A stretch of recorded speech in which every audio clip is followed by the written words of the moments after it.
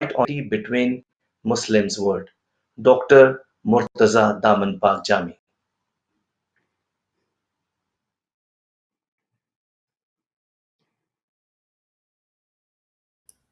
Bismillah ar-Rahman ar-Rahim. First of all, let me congratulate to all my dear brothers who are now participating in this conference, and all others who watch and listen to our meeting and discussions, the auspicious occasion of the birth anniversary of our dear Prophet, Hazrat Muhammad sallallahu alayhi wa sallam. And also let me appreciate and thank the initiative of the Ahlul Bayt Association in Portugal for this, for convening this meeting, and let us discuss about the different aspects of the concept of unity, which is based on the spirit of this very important occasion of the birth anniversary of our dear Prophet.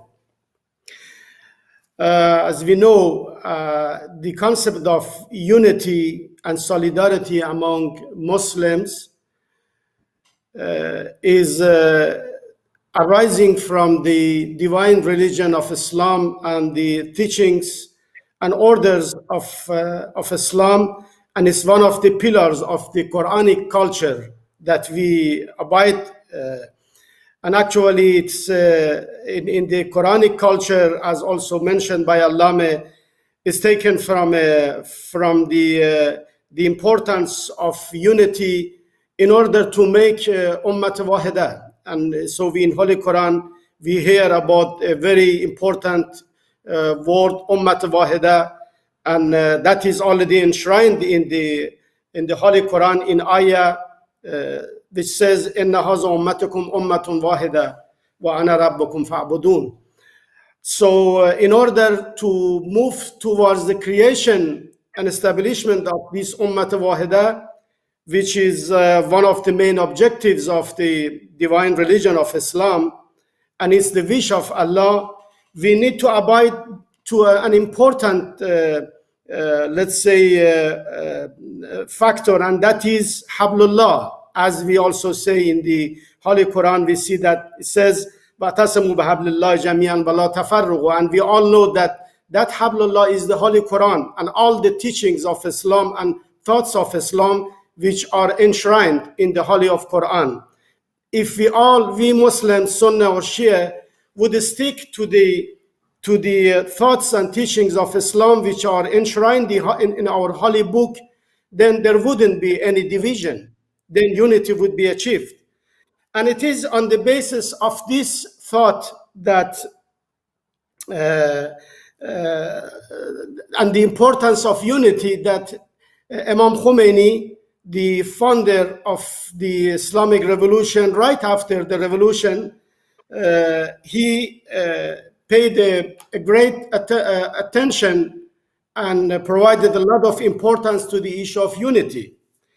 In fact, he not only paid attention to the importance of unity, and we can see this in many speeches and words of Imam Khomeini, but he practically moved towards the idea of unity, and for that to be achieved, he made an initiative, and that initiative which he introduced right after the Islamic revolution, to bring all branches and sections of Islam together, was the idea of the Unity Week.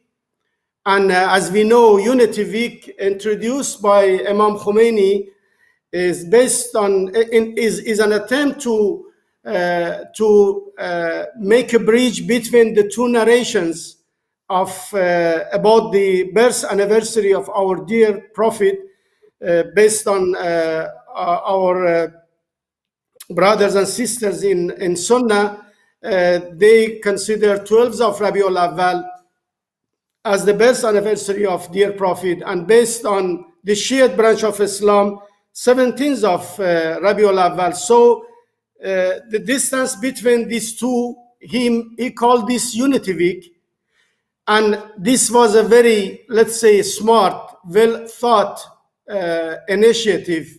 Because if Muslims are to be united, they may start it from something around the birth of the Prophet Muhammad. If they can have a united world, if they can have a common sense of unity, that should be started first, having an agreement on, let's say, closer of the birth anniversary of their Prophet, having a common understanding on that, and then try to spread it to the other areas which are necessary for unification among Islamic Ummah. So, and we know that Imam Khomeini not only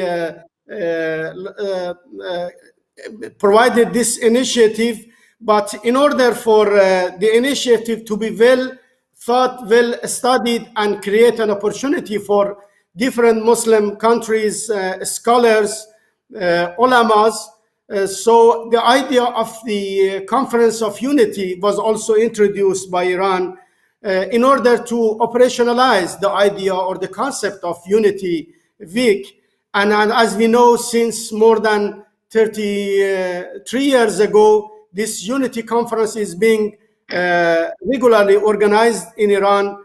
It is an opportunity for Muslim scholars, ulamas, scientists, and personalities, even politicians, to get together in an occasion, provide their thoughts, their ideas, their proposals on how to make the idea of or the concept of unity a reality among Islamic Ummah.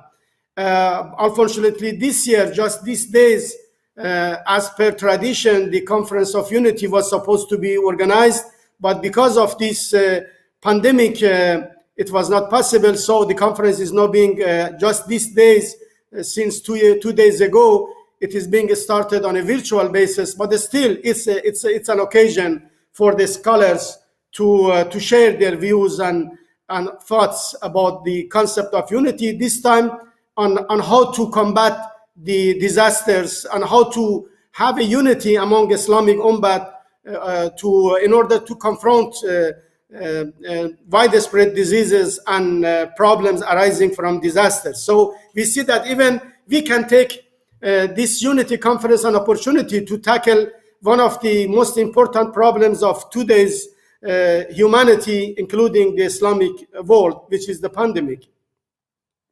One important thing about the concept of Unity Week, which created and initiated by Imam Khomeini, is that it was not only a political move, which was the case, but it was also arising from a belief which was reflected in his heart. There was a heartful belief that we need unity, really. We need to bring Islamic Ummah together because of all the atrocities and plots of the enemies of Islam. We need this unity more than any time before. Another aspect of the unity which was meant by Imam Khomeini was the different levels of unity. This is also something that the Supreme Leader Ayatollah Imam Khamenei would also pursue the same, as he says that we need a minimum for unity, but we can also reach a maximum of unity. The maximum of unity, or the maximum stage of unity which we are looking for the Islamic Ummah, is that they would be united in terms of science, wealth, security, and even political power. And if we want to revive the Islamic civilization, as it was the case of previous centuries, we need to be united and share our powers and our knowledge and our wealth together in order to make this Ummat Wahida, as is also meaning by our holy book. And this is something that the Islamic Republic has been endeavoring and looking for since its inception. And this is the main idea that the Islamic Republic is trying to reach, inshallah. But we need to also ask other elements and other members of the Islamic Ummah to also follow the same approach. So unless that main objective to be achieved, we need to be united on the minimum level of unity. And what is that minimum level of unity?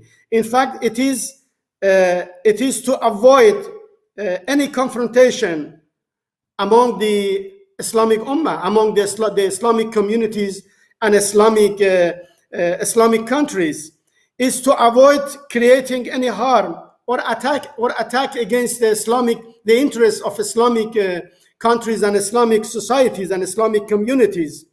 And the other pillar of this minimum unity requirement is to be united against the common enemies of Islam. If all Muslims, either on Sunni or Shia branch of Islam, would stick to these principles, then I think, and we believe, we in Iran, we believe, and I think that it's the belief of many others, other followers and believers, that we can take care of the problems within the Islamic society, within the Muslim countries. We can defend ourselves against the pressures, against the invasions, against the atrocities of the enemies of Islam. And we can close any rooms for infiltration of the enemies of Islam against the Islamic Ummah. In fact, taking into account different elements of power that geopoliticians, the scholars of geopolitics would consider as the elements to have power, we can see that almost all the elements to have such a big power are already envisaged in the Islamic Ummah and Islamic societies and Islamic countries. 1.9 billion Muslims is almost 1/3 of the whole world population. Abundant resources in the Islamic countries. Just one of them is oil and gas, which almost the majority of the world consuming market is depending on that.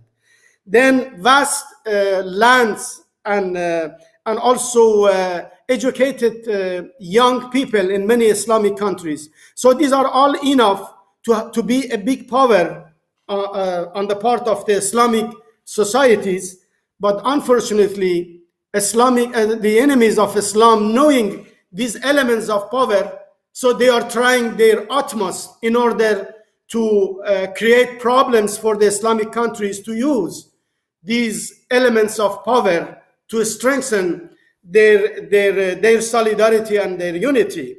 They try to divide and rule. This has been something that they have been trying, especially in the last 4 decades, since Islamic Republic has taken the flag of unity, creating unity among Islamic Ummah. So they have been trying their utmost to make a division among Islamic societies. They have tried to make a confrontation among the different Islamic countries. Unfortunately, the enmity of United States, the Zionist regime, and other opponents of unity of Islamic societies have made it possible for them to create so many problems for the Islamic countries and Islamic societies, so that they would not be able to create this kind of unity. If we would have been united today, we would have not witnessed so many insults against our dear Prophet or against our sacred personalities or against the divine religion of Islam.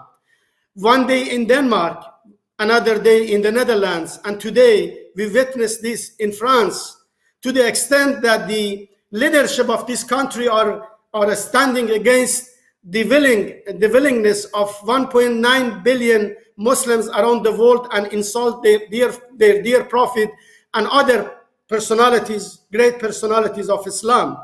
If the Islamic Ummah was united, these things would have not been happened. So let's consider this, that those enemies against Islam, they are not the enemies of Iran itself only. They are the enemies of Islam. They have a problem with Islam, and that's why they are doing this kind of insults. If one mad people or someone just naming him or her Muslim and doing some criminal activities or terrorist attack individually, this individual acts shouldn't be taken in the name of Islam. Then that shouldn't be a cause or just an excuse to ignore the feeling of millions, 100 millions of Muslims, insult their dear Prophet and injure their feelings. So you see that the enemies of Islam are not quiet. They have the problem with the very basis of Islam. So because of that, we need more unity. We need unity more than ever before. Today we see that they try to make a confrontation among the Islamic Ummah by creating some people, some gangs in the name of Islam, like ISIS. They have just sending these killers, these murderers, in order to kill other Muslims, so that they would be just watching and seeing that Muslims are killing Muslims, unfortunately. So we see that the essence of unity is being hampered by this kind of activities, by this kind of atrocities. So the enemies of Islam, especially in the Western world, they are making a divide and rule. And unfortunately, Muslim societies, especially their leaders, they have closed their eyes. Instead of being united, instead of sticking to the basis of Islam, which calls for unity, which calls for solidarity, they try to be united with the enemies of Islam. They try to be just to normalize their relation with the enemies of Islam, the Zionists. And then this will prevent Islamic Ummah of dealing with the problems of the Islamic communities. If we would be united, then many of the sufferings that today we are facing in different parts of the Islamic world, we are facing in Palestine more than 7 decades, the suffering of the Palestinian people under occupation, the suffering of the Yemeni innocent people under bombardment and bloodshed of the Saudis, the problem in other Islamic countries in West Asia, in North Africa. So if we would be united, if we would have stick to the basis and elements of the divine religion of Islam enshrined in Holy Quran and thoughts of our dear Prophet, then we would have not faced all these problems. So that's why that the issue of unity being initiated by Imam Khomeini is getting momentum and getting importance than more than any other time before. The call for unity would enable us to be united, to have our hands together, to tie our hands and stand against all these atrocities, so that then we can utilize our own resources, our own elements of power, and then try to make our societies in the Islamic world developed, try to bring peace and security in our own societies. We do not need the injected democracies or development or peace from the outside of the Islamic region. We have all the elements required for this peace, security, and development in our societies. But once we would stick to the basis of Islam, which is unity, and let's hope that inshallah by referring to the basis of Islam, to the thoughts of Islam, we would be able to be more united. We would be able to be more united and having solidarity, so that we can stand against all these atrocities and problems which are created by the enemies of Islam. Thank you, and inshallah we would face a better world of today and a better unification of the Islamic societies than today in very near future.